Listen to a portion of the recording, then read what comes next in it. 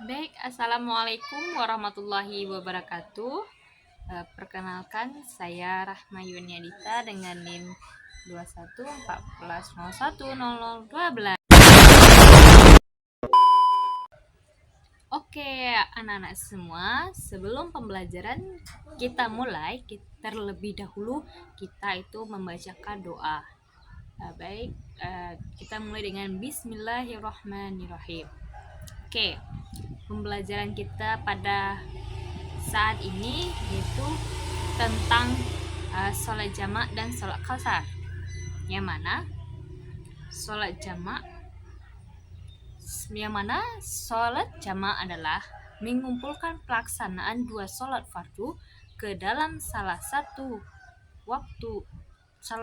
dari waktu sholat. Jika pelaksanaan dua sholat di waktu sholat yang pertama, maka disebut itu sholat jamak takdim. Contoh, melaksanakan sholat maghrib dan isya secara bersamaan di waktu maghrib. Jika pelaksanaan sholat fardu di waktu sholat yang kedua, disebut itu sholat takhir, seperti sholat zuhur dan asar secara bersamaan di waktu asar. Adapun syarat diperbolehkannya sholat jamak itu berpergian dengan syarat-syarat yang telah terpenuhi untuk mengqashar salat.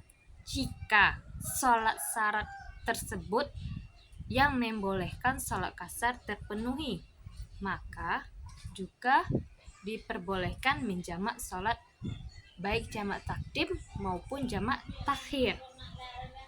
Contoh seperti dalam kondisi hujan yang deras, turunnya salju, dan cuaca sangat dingin juga termasuk syarat diperbolehkannya salat fardu.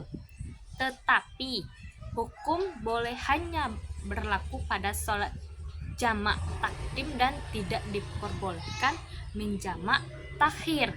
Selain itu, hukumnya boleh juga bagi umat Islam yang melaksanakan salatnya di masjid secara berjemaah, tidak di rumahnya masing-masing.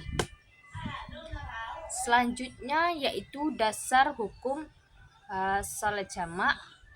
Yang pertama yaitu hadis yang menjelaskan tentang hukum jamak takdim dalam berpergian.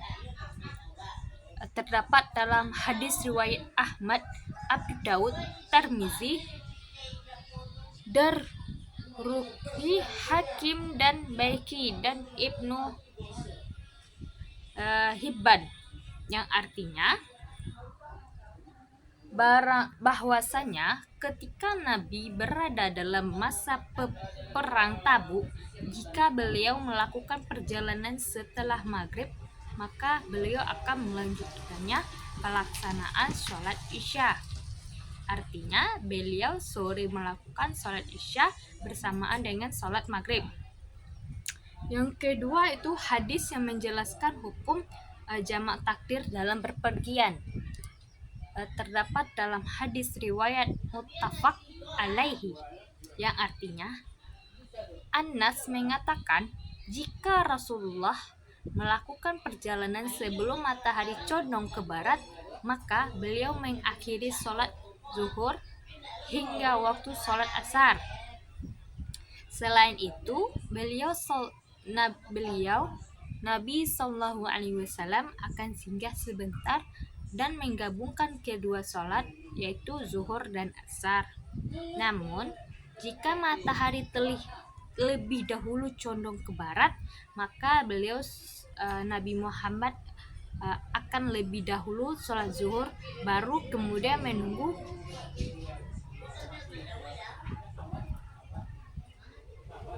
selanjutnya. Itu yang ketiga tentang hadis yang menjelaskan tentang hukum menjamak dalam keadaan hujan.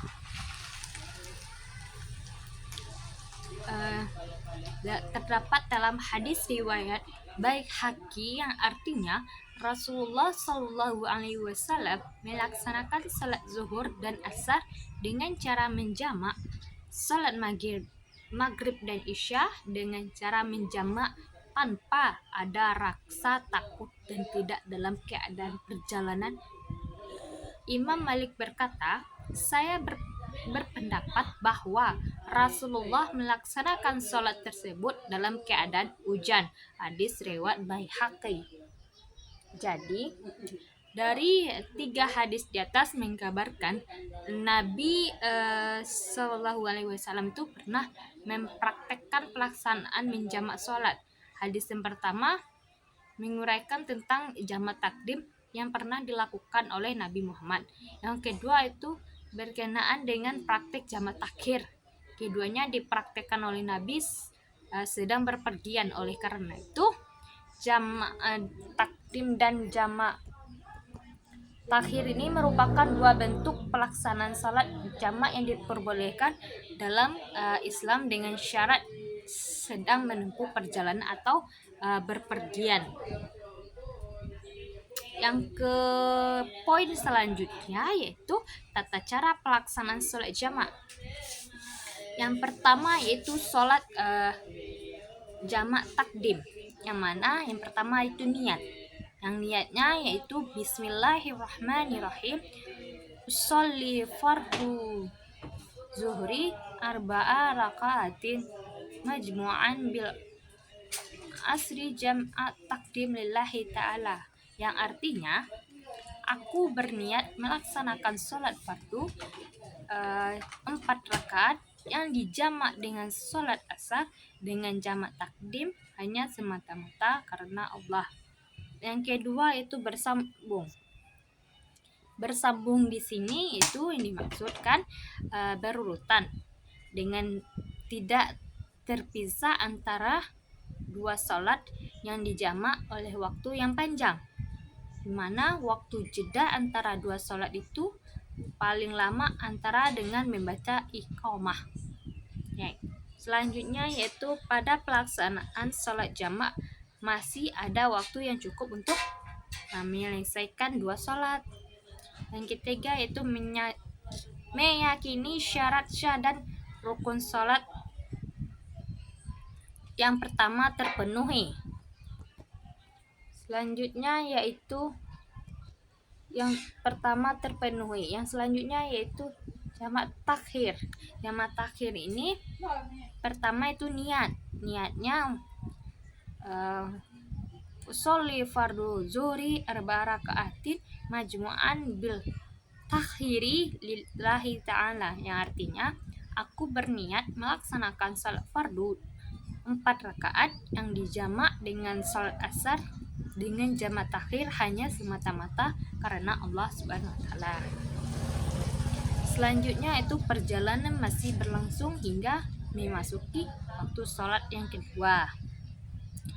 Baik, untuk materi selanjutnya yaitu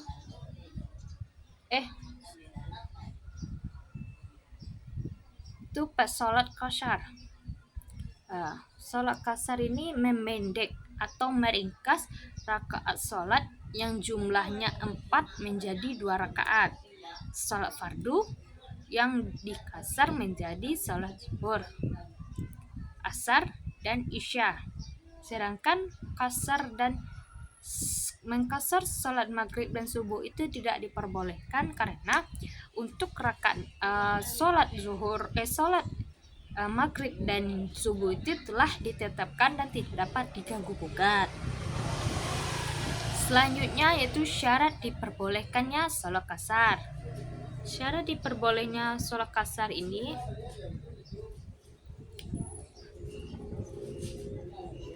tujuannya berpergian untuk keperluan yang wajib, disunahkan, dan diperbolehkan ataupun mubah. Yang kedua itu jarak tempuh berpergian itu adalah 40 salat bersamaan dengan takbiratul ihram. Niat harus tetap terjaga hingga selesainya sholat. Ketika di tengah ragu apakah sholat qashar atau sholat sempurna, maka wajib menyempurnakan sholat yang tidak perlu membatalkan lebih dahulu. Yang keenam yaitu jika dilaksanakan secara berjemaah dianjurkan tidak makmum ketika imam yang salat tanpa qasyar. Ketujuh itu mengetahui syarat-syarat mengqasar salat, bukan hanya sekedar ikut-ikutan. Yang kedelapan yaitu meyakini masih belum sampai tujuan. Bila ragu atau yakin bahwa tempat tujuan telah sampai hanya belum menentukan alamat yang pasti, maka harus menyempurnakan jumlah rakaat. Selanjutnya itu daerah yang menjadi tempat tujuan. Adapun dasar hukum sholat qasar ini terdapat yang pertama itu ayat yang menjelaskan tentang diperbolehkannya mengqasar sholat dalam pertempuran. Terdapat dalam Quran surah An-Nisa ayat 101 yang artinya, dan apabila kamu berpergian di bumi, maka tidaklah berdosa kamu mengqasar salat jika kamu takut diserang orang kafir. Sesungguhnya orang kafir itu adalah musuh yang nyata bagimu. Yang kedua yaitu hadis yang menjelaskan tentang sebab kebolehan melaksanakan sholat qasar bukan karena unsur tidak aman. Terdapat dalam hadis riwayat Muslim yang artinya itu adalah sedekah yang diberikan oleh Allah kepada kalian, maka terimalah sedekah darinya. Selanjutnya yaitu hadis yang menjelaskan tentang Nabi mempraktekkan salat qasar. Terdapat dalam hadis riwayat muttafaq alaihi yang artinya, aku sering menemani Nabi Muhammad SAW selama di perjalanannya. Beliau melakukan salat tidak lebih dari 2 rakaat. Begitu pula Abu Bakar, Umar, dan Utsman bin Affan. Selanjutnya yaitu jamak qasar. Jamak qasar itu menggabungkan jamak dan qasar dalam satu pelaksanaan sholat. Contohnya pelaksanaan sholat zuhur dan asar yang masing-masing dilaksanakan dengan 2 rakaat, tetapi jika dilaksanakan pada satu waktu, boleh di waktu sholat zuhur maupun sholat asar. Adapun yang memadukan kriteria diperbolehkannya yaitu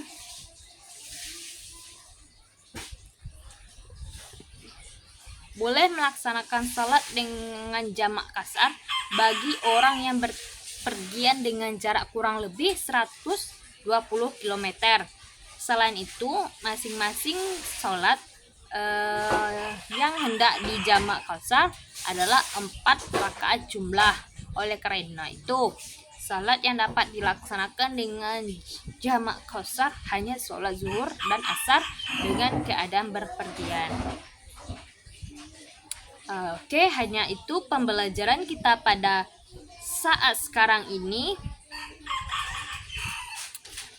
Jika ada pertanyaan, kita akan bertemu di lain waktu. Sekian, terima kasih. Wassalamualaikum warahmatullahi wabarakatuh.